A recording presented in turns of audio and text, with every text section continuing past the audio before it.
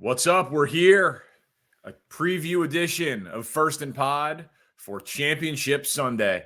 I am Danny Parkins. He is Andrew Fillipponi. If you're listening to this on the radio, thank you. We are a podcast. Subscribe, rate, review. If you're listening to it on a podcast and you have not yet given us a 5-star review, please do so. We very much appreciate you. We've got an excellent Championship Sunday. My preseason Super Bowl matchup is still alive with Chiefs and Lions. I hate, Poni, that Chiefs and Ravens is the first game. We mentioned it briefly at the end of last week's pod. This feels like it has game of the decade potential, and it is the undercard. Well, what is the score to beat here? What's the conference championship game in the last 10 years that you would say is the one that this game needs to top? I like the Chiefs and Patriots game from 18 when, who was that? Chris Jones lined up offside, or was it Frank Clark who lined up offsides? And then New England. No? D Ford, thank you. It was option C there. Yes, D Ford. And then New England drove the ball there and ended up winning the game in overtime. And Andy Reid complained about the overtime rules. Yeah, Yep. that for me is the best AFC championship game probably in the last decade, best conference championship game. So that's what we're shooting for, Danny. We're looking for a game like that on Sunday. I mean, doesn't it feel like that's what this is? Like the number of storylines and the caliber of teams and the big picture legacy ramifications on all sides is just so massive. Like, Mahomes has accomplished so much that basically every playoff game he plays in has historical consequences. And therefore, same thing for Reid, same thing for Kelce, that triumvirate together. Every game they play in means something for the historical rankings. And then also for Lamar, he had the game where he dominated and played great in the postseason, but they were nearly a double-digit favorite at home. If he slays the Kansas City Dragon and goes to a Super Bowl, I don't think every single question about him has been answered, because Cam Newton went 15-1 and won an MVP and lost in a Super Bowl, and people still would have questions on, he didn't have enough longevity. His game did not age well. Like, obviously, if Lamar wins a Super Bowl, that all ends. But it would be very, very significant for him, too, given how his career started in the postseason, and that literally no quarterback ever has played in a Super Bowl when they led their team in rushing and passing. So he would be the first quarterback of his ilk, of the dual threat variety, to get this far. The stakes are obviously high with a Super Bowl on the line, but I feel like about how we talk about these generational talents who are of the same generation, it's just so massive. Taking down Mahomes gives you huge cred. It makes you a made man in NFL circles. Joe Burrow's never won a Super Bowl, but he beat Mahomes in Kansas City, and I don't feel like there's a big gorilla or orangutan attached to his back. He still needs to win one, but I don't feel like he gets criticized the way that some of the other quarterbacks do who haven't won a Super Bowl, because he's already accomplished that. The guy is 13-3 in the playoffs, Mahomes, and 2 of those losses are to Tom Brady. So that's the club. Jackson would be in that fraternity with those 2 guys, the greatest quarterback of all time and a player that is ascending to be a really good quarterback and a Hall of Fame quarterback. So that's where he puts himself if he wins. I think it will, for at least a little while, it will alleviate questions about his big game makeup, his ability, propensity to deliver in these games, even if they were to go on the next week and lose. So I do agree with you. Like, this for Jackson is a game that if they win it, so many of the controversial aspects of his career dissipate for, I think, a considerable amount of time. For Mahomes, Danny, I think this would be his best playoff win. I think this would be the best win of his career, There are Super Bowl victories that I was going to say, I mean, he's last year winning a Super Bowl shootout is pretty good. Okay, but think about the matchups and the way those games were looked at. The guy's never really been an underdog in his life, in his NFL career. Even when they played New England his first year as a starter, they were favored in that AFC Championship game. All the other playoff games are at home. In the Super Bowl, they were, I think, a 1-point underdog against Philly. It was a coin flip game. It was a toss-up. It could go either way. He's more than a field goal underdog here. Yep. He is really in kind of rare territory for him. And that's why, I asked the question that's on our YouTube page. This game does remind me of the Super Bowl in terms of the Ravens are the best team, but Mahomes is the best player. He's the best quarterback. And that's the same way the Super Bowl was built. The Eagles had the better roster. They were the better team, but they had the better quarterback. And you could say, too, if you wanted to, the better coach. Andy Reid versus John Harbaugh and his resume against Harbaugh head-to-head, but also just his entire resume, period, is better. And so we know who won that Super Bowl. And I have been thinking about that a lot over the last few days. Do I just take the roster and the team, or do I take the coach and quarterback combination in a big game like this? Yeah, I mean, there's a ton there, obviously. We've talked a lot about Mahomes as an underdog and his straight-up record and his against the spread record, and they're just absolutely sparkling. It's completely ridiculous. The Chiefs do have the coaching edge, and they do have the quarterback edge, but it's about as minimal of an edge as you could possibly have. If Andy Reid's the best coach or the second best coach in the NFL, John Harbaugh is at worst top 7. And if Mahomes is the best quarterback in the NFL, Lamar is at worst top 3 this year. I mean, the guy's going to be a unanimous MVP.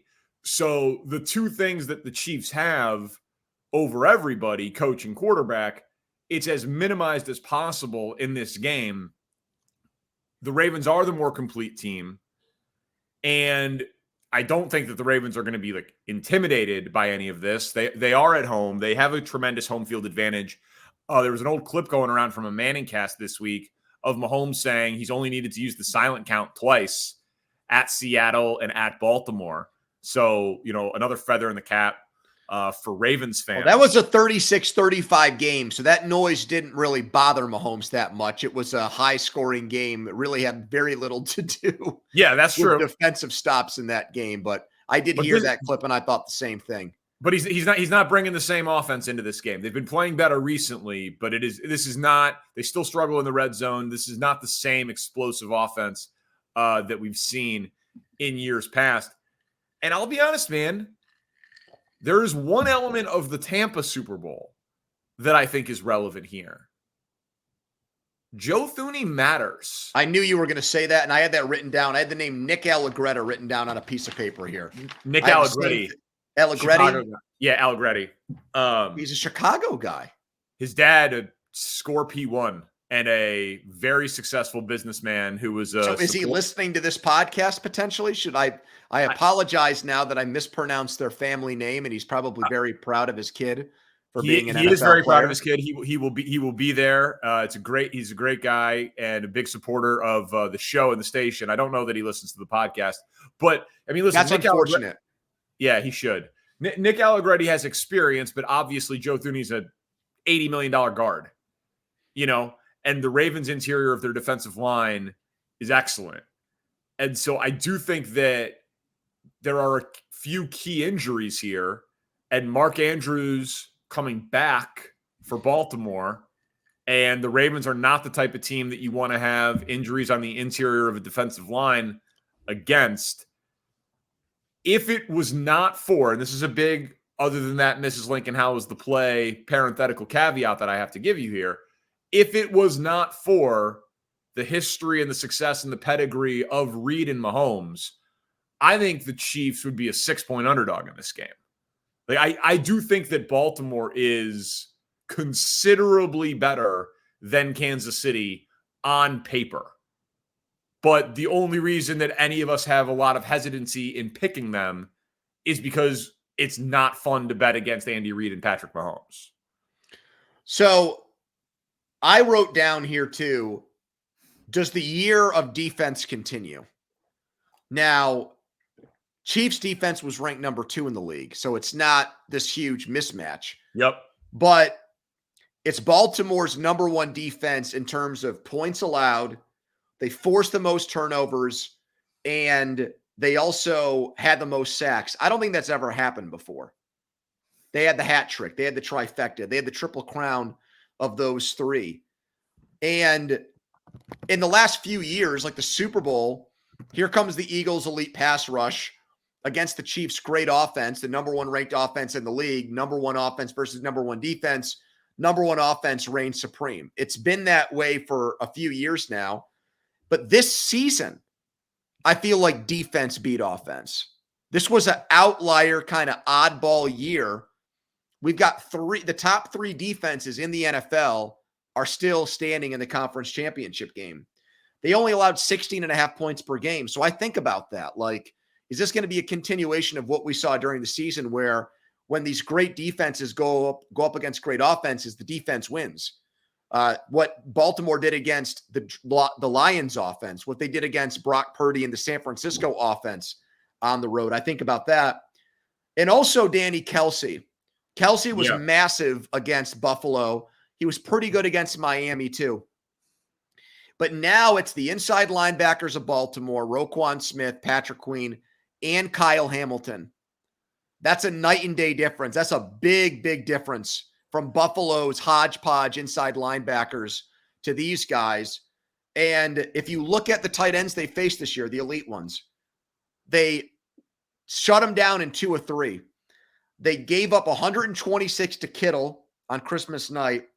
But then against Evan Ingram, 28 yards, Sam Laporta, 52 yards. So I would say those are the 3 most productive tight ends in the league this year.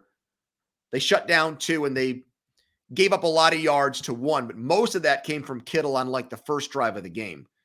So we'll see. I mean, Kelce has been a playoff monster. He's turned back the clock in these playoffs, but this is a really, really tough matchup for him. I think that he did an admirable thing not playing and getting the consecutive seasons with 1,000 yards in week 18, and it clearly made him a little bit more refreshed. And then, like you said, he played well against Miami and he played very well against Buffalo, but against backup linebackers. I agree. I felt the exact same way that you did. We've seen the Chiefs this year stall and struggle offensively when Kelce isn't special. I think Rashee Rice looks a lot better. He looks like he's getting on the same page with Mahomes. And we talked all year about, is someone going to emerge? Who was it going to be? You know, MVS had a few nice catches last week. Watson has had his moments. Pacheco has been good. They've been committed to running the football. But the difference has been that Kelce has been that red zone threat again. And it's obviously picking against him is scary, like picking against Mahomes, but this has got to be the worst matchup in the league for him. So I think Baltimore's going to win the game. Damn, I'm really surprised to hear you say that because it takes a lot for you to go against Mahomes. Dude, you are a Mahomes honk. You are a Mahomes lover. You are a Mahomes stan. You are all of those things. So I'm in a state of disbelief. Listen, that you're saying that right now. It's not who I'm rooting for. I'm rooting for the Chiefs. I'm not going to be betting it. But this Ravens team, we've been talking about it, but I can't even give us too much credit. I think we are a little late to the party here. They are a historically good team that happens to have 4 losses. Mm-hmm. That's what they are in terms of a complete team with their rushing offense, their total defense, an MVP quarterback, all losses by 1 possession, all losses with a lead or tied with 2 minutes remaining in the game, no blowouts, number of quality opponents that they've beaten. I think that they are a juggernaut, and I think it's going to be a very tough spot for Kansas City. I am interested, though, if what we saw in the first half of Houston-Baltimore, where DeMeco Ryans did all those blitzes, and it was 10-10, and they sacked Lamar 3 times, and they looked very discombobulated and very confused. Lamar is not one of these guys who is actually better against the blitz because he just picks you apart immediately. He's not bad against the blitz. He still is a good above average quarterback against the blitz, but it's not like blitzing Aaron Rodgers or Patrick Mahomes or Tom Brady in his prime. His numbers do get worse against the blitz. I wonder what Spagnuolo is going to do in this game. He's going to blitz him. But how much? Where is Chris Jones going to be lined up? How much does he move him around? What's he going to do to try to basically bottle up what DeMeco Ryans did in 30 minutes of football? And can he stretch it out over 60 minutes? I do think that scenario is in play for the Chiefs on Sunday. I think that you also, if I'm Baltimore, I'm going to use Jackson as more of a runner in this game. Well, he ran a ton last week. He had 100 yards and 2 touchdowns last week. Yep, and I think that carries over. Allen scored 2 touchdowns against the Chiefs defense. He ran the ball 12 times in that game last week. I think we see Mahomes run the ball more this time of year. I think we'll see Jackson do it even more. I think that can be look, man, you got to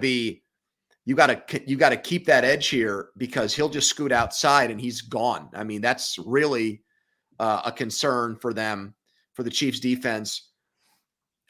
Just one thing on Jackson, and I did not like it, what he said. I'm not a fan of it whatsoever. I'm picking the Ravens in this game too. But if we do the podcast on Sunday and the Chiefs win and he has a shaky game, I'm going to reference back to this. He said, I don't like competing against Mahomes at all. Yeah. Michael Jordan was like a funny aside. I don't care. I don't care. Michael Jordan would never say, I don't like competing against Larry Bird. Tom Brady would never say, I don't like competing against Peyton Manning. Mahomes he was joking. I don't care. It's just, to me, it's just a stupid thing to say. It's just that you think Tiger Woods would say that about Phil Mickelson? I hate that comment, man. I do. If that was my quarterback, I don't want to hear him. I don't even think I don't care if it's meant to be funny. I don't like that attitude days before the biggest game of this guy's life. I just don't. You're the best. You're the best. Can you imagine Michael Jordan saying that? Seriously. He's not Michael Jordan.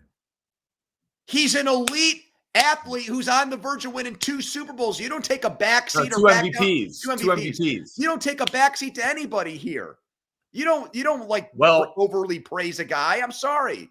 Well, that is what's in play. We were talking about kiss the damn ring a few days before you play this team. Oh, Mahomes kissed Brady's ring before, talking about like being referential. Not like this. Not like I don't want to compete. I don't like competing against the guy. Not like that. But again, it was tongue in cheek. We've been talking about like who Mahomes' rival is. And that I said that Burrow, like the media nationally wants to make it Allen Mahomes because of the high profile, interesting games, their friendship, all of that stuff. And that's valid. He's one of them. But that I thought it was more Burrow because he beat him he's got a winning record at Arrowhead and he beat him in an AFC Championship game. But neither of them have a ring. If Lamar wins this game against them heads up and gets a ring and has multiple MVPs, Lamar's going to look around and say, I'm not that far behind this guy. I am in terms of passing numbers. I am in terms of like playoff wins, but I got a ring on my finger and I got 2 MVPs in my trophy case. And I was the 1 seed this year on a team that was damn close to being undefeated. They'll go into next year as one of the favorites to win. Lamar will not be given the credit of Josh Allen and Burrow because the passing numbers aren't there. But he will be the most accomplished non-Mahomes quarterback of their generation. I hate to say this because it's just a total Nick Wright thing to say, but the guy has no equal. Of course he doesn't. But it's Tiger Woods against the rest of the field. It's like Tiger Woods. It is. Yeah. Even more so than Brady was compared to Manning. Yeah, then Manning was much closer because he was the great regular season quarterback, and he could have the MVP awards in the regular season, and Brady would get the last laugh in the playoffs until that 06 comeback by Manning. But it's just I don't think it's fair to Mahomes to put anybody next to him. Even if Jackson and the Ravens were to win this game by 40 points, I still don't think it's a rivalry. I still think he's that much ahead of everybody else at his position. It pains me to say that, but it's true. No, he is, but Tiger was way ahead of Phil, and Phil was still the second guy. It was a distant second, but he was the second guy. Don't go ripping on my man Ernie Els like that. Don't put the big E down. He had some moments there. Yeah, so did VJ. By the way, on the golf note, because the regular season is almost done here, and that frees me up as far as some spare time and personal time and not just obsessing over football nonstop. I think this is the year I get into golf. I really do. Yep. I played with you this past summer. You've got some work to do, but you can hit the ball. Well, that's because I play once to twice a year. Yeah, but you're a good natural athlete. You could be good if you practiced. Absolutely. But it's just such a big time commitment, and I've got a 6-month-old, and I'm just I don't know how I do it, but I want to do it. That's when you start taking up golf, once you have kid responsibility so that you can escape. That's when you do it. It's the sign. How often do I need to swing a golf club to get myself to a score where I'm consistently breaking 90, in your opinion? I mean, breaking 90 is hard, man. I know. Breaking 90. You start to break 90 and people want to play with you because they think you're good and you're not going to slow them down. Yeah. You can hold your own and all those things. You're a pretty good natural athlete. I would just think that if you went to a driving range, if you took a couple of lessons and went to a driving range once a week in the summer and played 15 rounds of golf, you'd be shooting in the 90s. And then next summer, you'd have a shot at breaking 90. But it's that layoff, man, that kills you. Yeah. It's that winter layoff where all the good. You got to get a simulator. One of my best friends who listens to this podcast, Kyle, who looks exactly like Bob Huggins in his 30s. It's incredible. Does not have the debilitating drinking problem like Huggins. But he has a golf simulator, and he wanted me to join his league this winter. But I made up a lie. I made up an excuse for not wanting to do it because I thought I was going to be the worst guy in the group. But that is an option for next winter for me. You should do it. That's a lot of fun. It is crazy that this is the first playoff game ever between two former MVPs under the age of 30. This is going to have real heavyweight title fight. Wait, it is? Yeah. Is that Spencer just came up with that on his own, or that's confirmed? Well, don't disrespect Spencer that way. I've seen that stat out there. Thank you, Spencer. Okay. Yeah. All right. We will do NFC Championship game after this. More First and Pod.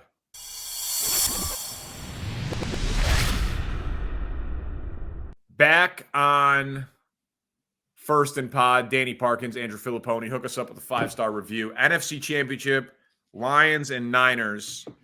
Your question here: wide receivers are not supposed to change betting lines and predictions. Does Detroit win if Deebo is out? No. I don't think they do. I think it's been the most overrated storyline to this game that I've heard all week. Well, Purdy's numbers with and without Deebo are pretty stark, and so that's why it's getting talked about as they went 0-3 without him this year. That's the other reason. And since he was drafted, they're 8-9 without him. So I get it. Those are facts. I can't argue against them. But the points scored go from 27 to 24. It's only 3. And we're talking about Detroit's defense now. And congratulations, Lions. You were on this team back in the preseason. I was a cynic because I had the preponderance of historical evidence against them, not trusting them, thinking that they were just a team that got hot in the second half and they weren't going to carry over. You were right. I was wrong. It's been awesome to watch that city fall back in love with their football team and embrace them and the 2 home playoff wins. But let me give you these facts. Matthew Stafford, 367 yards, 2 touchdowns. Baker Mayfield, 349 and 3 touchdowns. That is an average of 358 passing yards by quarterbacks and 2 touchdowns per game in 2 games they won. And it's not like they were blowout games where teams were throwing and they were padding their stats and they were empty calorie passing yards. They weren't. So I still don't believe in their defense whatsoever. And I think now that they've got to go on the road, you can replace Deebo Samuel with Juwan Jennings and a cast of others, Ray McLeod. And I think they're going to find a way to put a lot of points up on Detroit. So I don't think that their defense now against the Lions offense, that's another story. But the 49ers are going to score a lot of points in this game, Danny, without Deebo Samuel. They'll score close to 30, maybe more without him. I agree with everything you said, which does not make for the most compelling of conversation. Listen, I mean, have been as right about the Lions as anybody. And I said that the Niners were the best team in football by far and that they were going to be the ones that flirted with 17-0. So I was a little overzealous on them, but they are still very, very good. And I think that while Purdy is a product of the system and the guys around him, he also clearly was affected by the elements last week. And he has not been very good in the postseason. We've documented that. Everyone's talked about it. The numbers were good against Seattle, but he threw balls that should have been intercepted. They weren't. Otherwise, his numbers have been bad. But the weather should be pretty good, and the Lions' defense is pretty bad. So, and the Lions' home road splits are pretty drastic. Their offense takes a pretty big dip. Now, some of that is when it's cold weather. This will not be a terribly cold weather spot, but still, outside of a dome, on the road, against a significant step up in competition compared to Tampa and LA, the teams that the Lions have beaten so far on this run. I think the storybook season ends in San Francisco for the Lions as well. And I think Purdy's going to have a monster. And if that game does get out of hand, they might even try to, gas up his confidence a little bit with some inside the 5-yard line type of play calls for him. Because just in case there's any doubt, they don't want that to be a storyline if they get ready for a rematch against Baltimore, who blew them out, or against Mahomes, who obviously is in another stratosphere. That's why I'd honestly sit Samuel in this game. If it's close, I would sit him because I think I can win this game without him, and I want him healthy. I want to give him 2 weeks to get ready for the Super Bowl. If I can't beat the Lions at home without him, I don't deserve to play in the Super Bowl. And you're going to get Baltimore, who blew your ass out, or you're going to get the greatest quarterback of this generation in Vegas. I don't want Deebo Samuel 50-50 and missing practice and having to go through all kinds of rehab things and massage treatment and shots and things of that nature. No, I want this guy 100% for this game, for the Super Bowl. So I would really sit him if it, and it doesn't look, when we're talking right now, it looks like he's still hurt. It does not look like he's like Mark Andrews has been injured all year, but is pretty healthy now. Doesn't look like that with Samuel. It looks like it's going to be take something before the game and gut it out. I wouldn't want to do that with him, Danny. I wouldn't want to see him make the injury worse and then miss the Super Bowl because I think I can beat Detroit without him. I mean, obviously, we don't know what the diagnosis is on if he can make the injury worse. You're not sitting guys in an NFC Championship game with a trip to the Super Bowl on the line. This is not, you don't save it for later in the second biggest game of the year, especially when you have a week off. Players aren't wired that way. NFL teams aren't wired that way. If he can go, he's going to go. Well, then he shouldn't be questionable then. If he's able to get on a practice field, which he's able to be, then he should just play by that logic. And my guess is that he will. Yeah, I don't like that. I'd rather have him fresh for the Super Bowl. Come on, man. You're playing Detroit at home, Danny. You're not playing the Ravens or the I know, but listen, the Lions are good, and the Lions are explosive. And I want to talk more about that idea of like, all right, what Niners defense, Lions offense. I don't expect the Niners pass rush to do much in this game against the Lions offensive line. And if Goff has time, Goff is dangerous. This game can be a shootout. It absolutely can. Their offense is spectacular if Goff has time. The Niners have invested a ton into that defensive line. Free agent signings, trades, homegrown guys, stars and names inside and out with depth, but it has not lived up to the billing. And this is a terrible matchup for them. Now, I know, Ragnow's a little banged up, so we'll see what version of him, but he's clearly one of the toughest human beings in the world. So that was absolutely ridiculous last week. But I am expecting a relatively clean pocket for Jared Goff. And when he gets a clean pocket, he's one of the best players in football. So I think that the Lions are going to score points in this game too. I just don't think they're going to be able to stop San Francisco. Like, I could easily see this game being 35-28. So could I, but you referenced it before. Okay, you brought up the fact that they're not playing in the dome. Yep, that matters. Goff outdoors this year, 7 touchdowns, 4 interceptions. He's not the same guy. His numbers against the blitz, by the way, are not very good. They're actually some of the worst stats in the league when he gets pressured, when they bring an extra guy. The problem is that's not San Francisco's calling card. So DeMeco Ryans went outside of his comfort zone last week against Baltimore, and it worked for a stretch there in the second quarter. I think Steve Wilkes has got to do the same thing. You just mentioned it.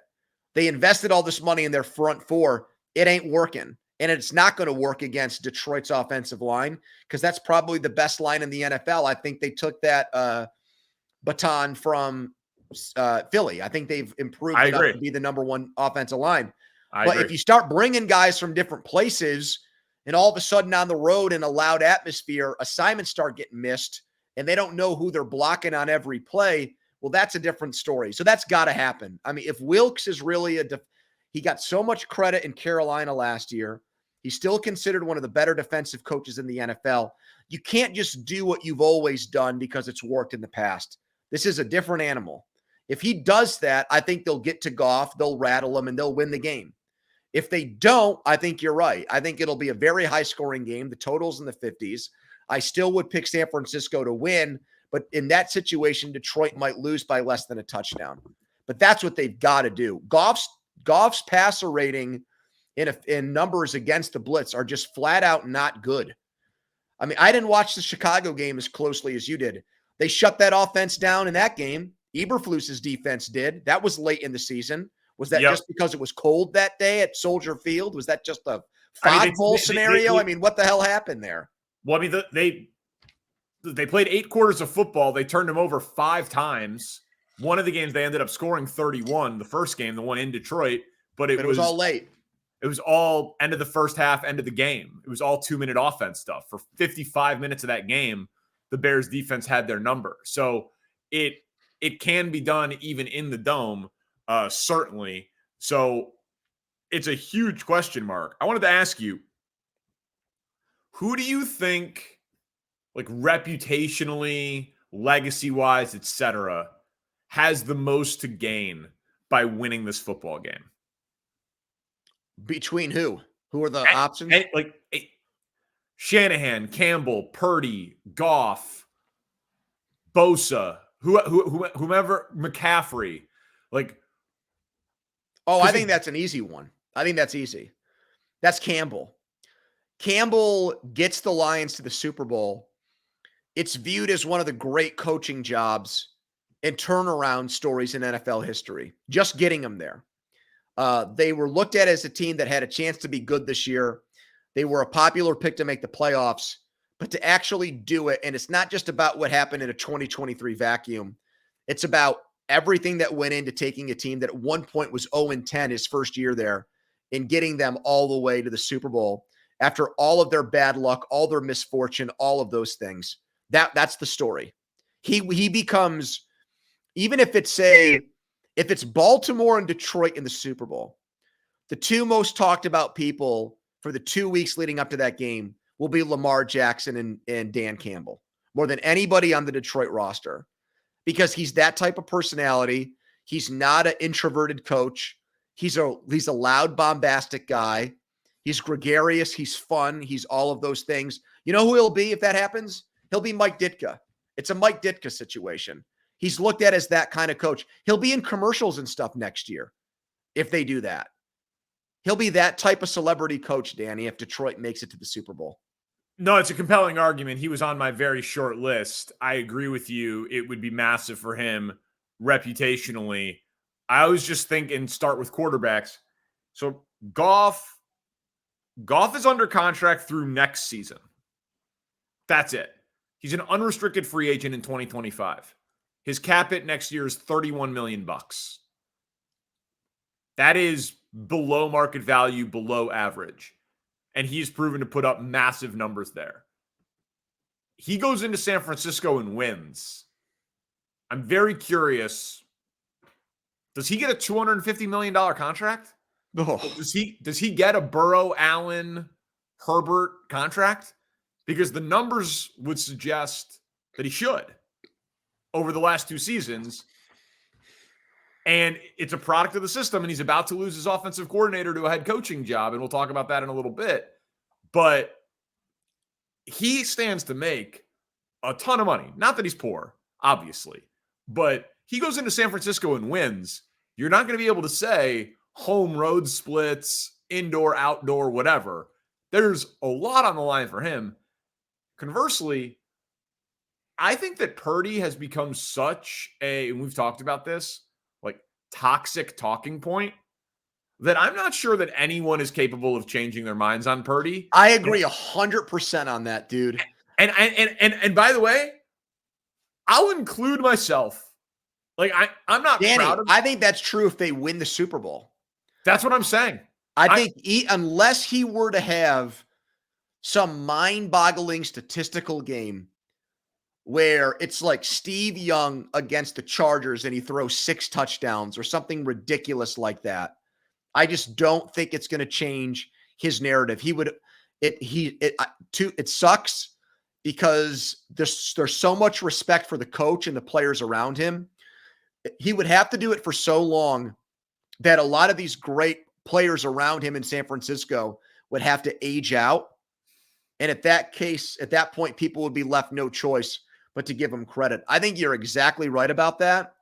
Goff I would look at Goff if he were to get to the Super Bowl. It would be like he would be Kirk Cousins, but with a winning pedigree. That's 2 Super Bowls now if he gets there. And I think he would get paid. I made a face. He's going to get paid. I made a face when you said that because I still would not put him in the elite. He still would be the next tier down. But the next tier down still gets, as you mentioned, the 40. Give him more money than Dak at that point. I think he would deserve it. I think he would demand a contract like that.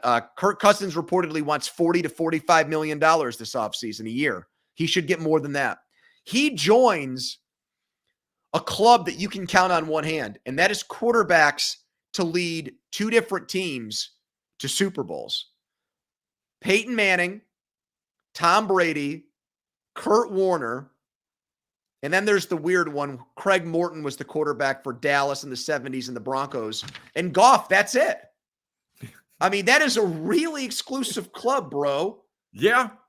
And especially when he was looked at, you and I were hanging out the night that trade happened.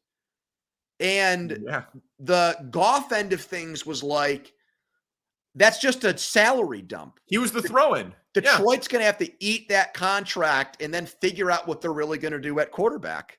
Yes. It's one of the truly great win-win trades in sports history.